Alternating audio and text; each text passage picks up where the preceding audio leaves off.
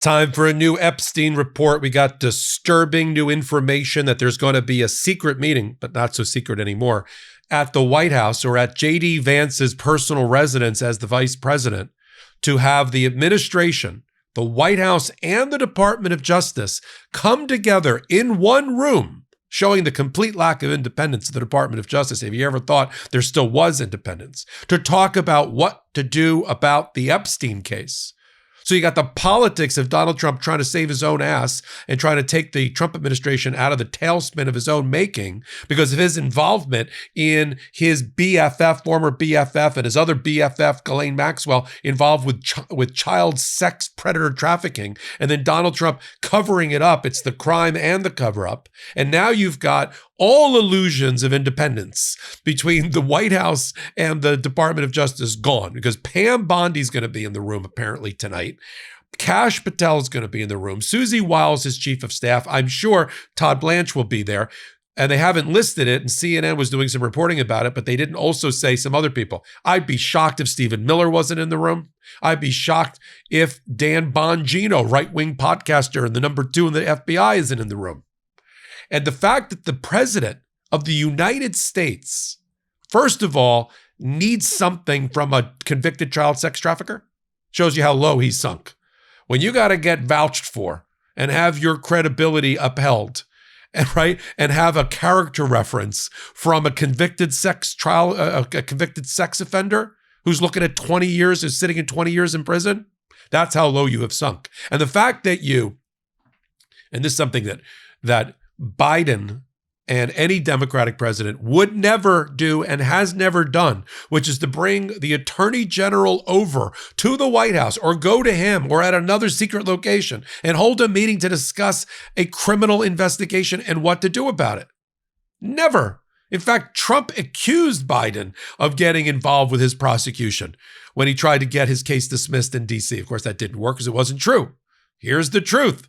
Trump is meeting with Pam Bondi to give her instructions about what to do with the Epstein case. And what, did I mention we're on Legal AF? Sometimes I get so carried away, I forget where I'm at. I'm Michael Popok. It's going to be Caveman Tarzan time. Me, Michael Popok, you, loving audience that supports our show. Take time out, hit subscribe button. Okay, back to seriousness. Secret meeting going on. It's not the only secret going on here in the Epstein world. We got secret recordings because Todd Blanche brought a tape recorder and a video recorder when he interviewed for 12 hours Ghislaine Maxwell. Now, if anybody thinks he didn't know what he was going to learn when he went there and what lies were going to be told to him by Epstein to help out Donald Trump, then, I don't know what gummy you may be on. He knew before he went because his friend David Oscar Marcus, the lawyer for Ghislaine Maxwell, told him in a proffer before he got on the plane to Tallahassee, Florida. He knew exactly what she was going to say. And of course, now there's new reporting that she's going to say exactly what I said she was going to say. She was going to lie and say, I never saw Donald Trump do anything inappropriate with women. Never saw him do anything inappropriate with girls. Never saw him do anything inappropriate around me. He never sexually assaulted or attacked women. He didn't go to the island. He didn't attack women on the plane. I could have written this script. And that's what Donald Trump needs. Oh, I need a child sex trafficker to validate my character. Let's leave that land there for a minute. So now we got the secret meeting completely destroying the myth that there's any independence in the Department of Justice. And what are the things that they are considering that's already leaked out? Listen to this. To have Todd Blanche hold a press conference. I'm not sure he'll do that. He may. Or have Todd Blanche go on Joe Rogan. Now they need to suck Joe Rogan into this morass. They already sucked. Every institution of America has been sucked into this Epstein cover-up scandal of Donald Trump's own making. Supreme Court gets sucked in on an appeal by Ghislaine Maxwell. So they're being used as a bulwark, as a lever to help Donald Trump and the timing of when they're going to rule on her appeal. So the Supreme Court gets sucked into all things Epstein. Who's left? Right-wing podcasters like Joe Rogan. So they're going to go on. So Todd Blanche is going to go on. The number 2 official in the Department of Justice is going to go on a right-wing podcaster's show. They're still not going to beat the Midas Touch Network, by the way. To give what?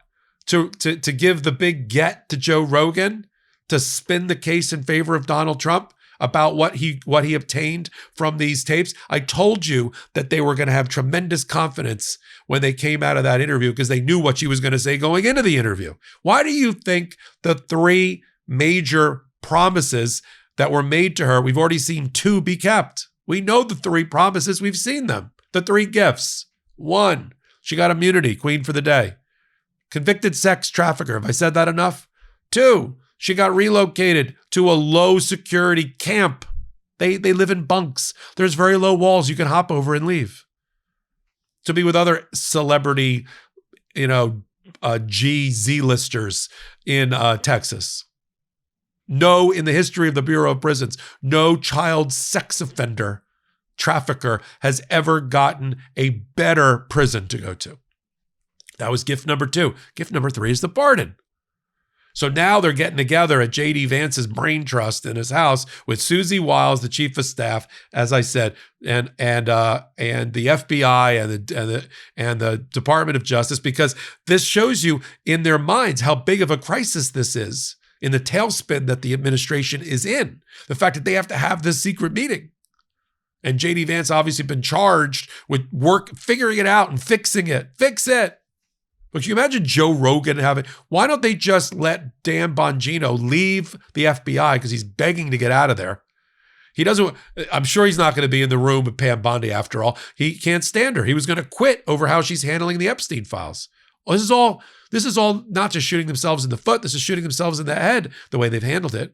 In a new poll that just came out, the Emerson poll, only 16% of America, that means a lot of MAGA, do not believe that the Trump administration is properly handling the Epstein files. 16% believe he's properly handling. 84% of America is telling him, you're not doing this right. And that includes MAGA. So of course they got to have this meeting, this emergency meeting of their own making. They got into office and said, we're going to destroy and dismantle the deep state and everything that's protecting pedophiles like Jeffrey Epstein. Oh, wait, our boss's name is all over those files? Well, maybe not. Client list. I have it. I don't have it. I'm going to release it. It was on my desk. It's missing. That's Pam Bondi. Let's do a 2-page closeout memo and see if nobody will notice. Unsigned and undated by the FBI and the DOJ, no names on it, that says we're going to close out the file. There's no witness list and there's no, we looked at the videotape and he wasn't murdered, Jeffrey Epstein. How did that work? Spectacularly blew up in their face. The more Pam Bondi does, the less is successful. I don't know why she's in the room making these decisions. So now that all of that's happened, and then Donald Trump, well, no, you can't release the files. My name's all over them. Right. But the public wants you to release the files. Well, let's use Congress. They can demand the files, and then we'll refuse the files, and then we'll blame the courts for not letting us release the files. You see where this is going. This is the setup to go for the pardon. I know I see reporting out there that says he's not going to ultimately give her a pardon. I don't agree with that. I don't agree with that. I think he is ultimately going to give her the pardon. I don't know if it's today or the last day in office, but he's giving her a pardon and she's been promised that. No doubt. There could even be a pocket pardon where the pardon's already been issued and been held by somebody else until a date certain in the future. I think that could have happened. There's no way he's not going to give her a pardon. And you can hear the press conference. You can just hear it. I could write the script now. Ghislaine Maxwell, she's the victim here. She's got a very complicated appeal with the Supreme Court. It's not that complicated, by the way. She never says she didn't commit the crime. She just says she's immune. Got a very complicated case. And she was prosecuted by a very bad person. We fired her. James Comey's daughter, Maureen Comey, prosecuted her. Deep state, trying to do cover up, trying to throw her under the bus. And then they're going to point to the empty chair.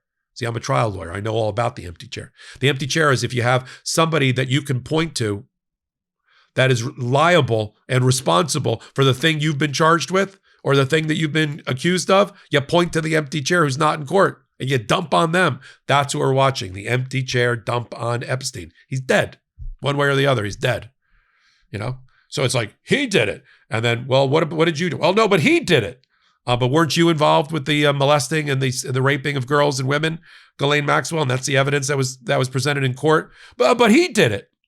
The empty chair did it. And then you focus everything on that empty chair, right? And that's what we're watching.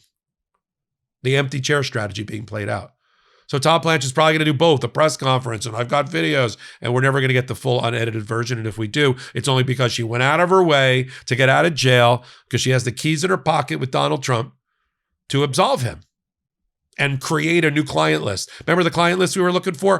100 names allegedly came out of her mouth, and I'm sure 100 of them were not named Donald Trump. Yeah. So we'll continue to follow it. I'm glad you're here with me on Legal AF. As you know, I'm on the road. I have the Popok firm. The Popok firm is dedicated to helping victims of injuries, catastrophic injuries, truck accidents, car accidents, rideshare accidents, medical malpractice, and other types of cases where your life has been turned upside down and you need a lawyer around the country that can support you. I just spent a considerable amount of time meeting with my team in Chicago of my national trial lawyers, plaintiffs' lawyers, who have all recovered billions and billions and billions of dollars for victims to bring you justice. That's why we're together in this enterprise. So go to the Popok firm, hit the free subscribe button here, hit the free subscribe button on Legal AF as well. Until my next report, I'm Michael Popok. Can't get your fill of Legal AF? Me neither. That's why we formed the Legal AF Substack. Every time we mention something in a hot take, whether it's a court filing or a oral argument, come over to the Substack. You'll find the court filing and the oral argument there, including a daily roundup that I do called, wait for it, Morning AF. What else? All the other contributors from Legal AF are there as well. We got some new reporting. We got interviews. We got ad-free versions of the podcast and hot takes. Where? Legal AF on Substack. Come over now to free subscribe.